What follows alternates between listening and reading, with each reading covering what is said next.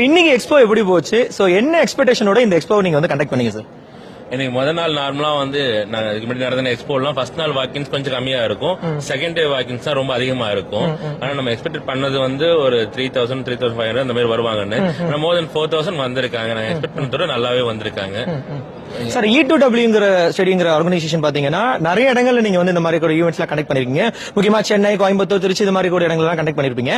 So இப்ப டெல்டால தஞ்சாவூர்ல பண்ணதுல பேரண்ட்ஸோட முக்கியமா பேரண்ட்ஸோட அந்த எக்ஸ்பெக்டேஷன்ஸ், பேரண்ட்ஸோட வரவேற்பு எப்படி இருந்துச்சு? ஸ்டூடெண்ட்ஸோட வரவேற்பு எப்படி சார் இருந்துச்சு? இது வரைக்கும் நாங்க நடத்தினதுலயே இதான் ஒரு சரியான இடத்துக்கு வந்திருக்கதா நான் ஃபீல் பண்றேன். டெல்டா மாவட்டத்துல இது போல ஒரு எக்ஸ்போ இது வரைக்கும் நடந்ததே இல்ல, இந்த அளவுக்கு பெரிய அளவுல நடந்தது இல்ல. ஒரு நல்ல ஒரு எல்லாரோட எக்ஸ்பெக்டேஷனும் ஃபுல்ஃபை பண்ணிருக்க ஒரு திருப்தி இருக்கு எங்களுக்கு.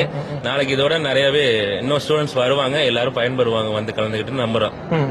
சார் இப்ப வந்து 27ஆம் தேதியான ஈவெண்ட் வந்து முடிஞ்சிருக்கு. 28ஆம் தேதிக்கான ஈவெண்ட் வந்து போக இருக்கு. நாளைக்கு காலையில 9 மணில இருந்து ஈவினிங் 6 மணி வரைக்கும் நடத்த போறீங்க.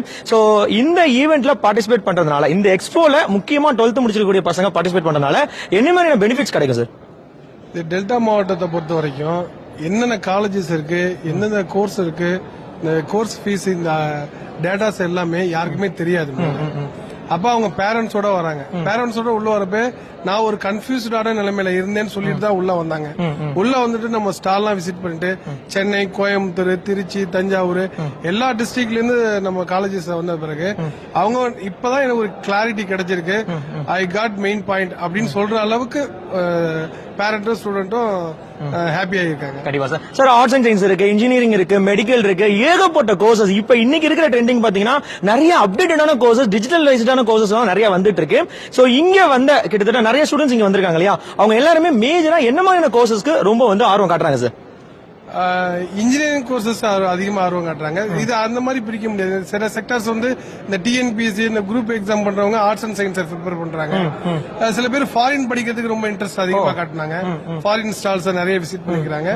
இன்ஜினியர்ஸ் அந்த மாதிரி இப்ப யூபிஎஸ்சி எக்ஸாம் பண்ற ஐஏஎஸ், ஐபிஎஸ் பண்ணக்கூடிய ஆட்கள் வந்து அதிகமா இன்ஜினியர்ஸ் தேர்ந்தெடுத்தாங்க. சோ எல்லாமே அது ஒரு கலந்தாதான் இருந்தது, கலவையா தான் இருந்துச்சு.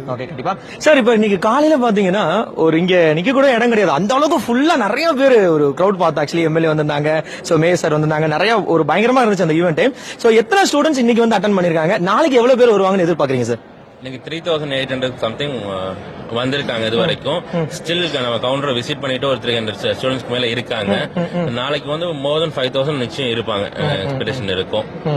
சார் இப்ப நியூஸ் சேனல்ஸ்ல, சோசியல் மீடியால எங்க போனாலுமே பாத்தீங்கன்னா E2W ஸ்டேடியோடைய இந்த தஞ்சாவூருடைய மாபெரும் கல்வி கண்காட்சியுடைய நியூஸஸ் தான் ஃபுல்லாவே நம்ம பார்த்துட்டு இருக்கோம். பயங்கரமா ட்ரெண்டிங்ல போயிட்டு இருக்கு. சோ இப்ப நாளைக்கு வரலாமா வேணாவா, ஐயோ சண்டேவா இருக்கு, வீட்டுல வந்து நல்ல நாலேஜ்லாம் உட்காந்து சாப்பிட்டு என்ஜாய் பண்ணலாம் அப்படிலாம் நினைச்சிட்டு இருப்பாங்க.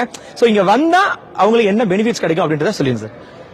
இப்ப அவங்க வந்து இந்த எக்ஸ்போ வராம விட்டாங்கன்னா அவங்க ஒரு பெருசா மிஸ் பண்ணதான் ஃபீல் பண்ணுவாங்க நிச்சயம். ஏன்னா இங்க வந்த நிறைய ஸ்டூடெண்ட்ஸ்க்கு சில காலேஜஸ்ல அட்மிஷனே புக் பண்ணிட்டு போயிட்டாங்க.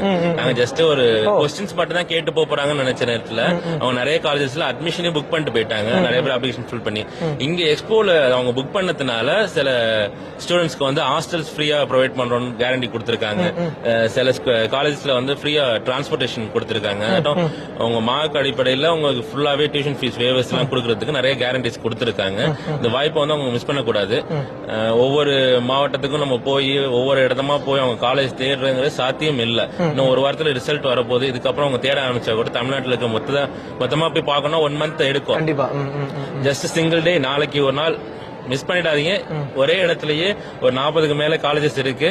நேரா வந்து விசிட் பண்ணுங்க. உங்களுக்கு அட்மிஷனே இப்பயே புக் பண்ணிக்கலாம். அந்த அளவுக்கான ஆஃபர்ஸ் இருக்கு உங்களுக்கு. Okay sir, thank you sir, thank you so much.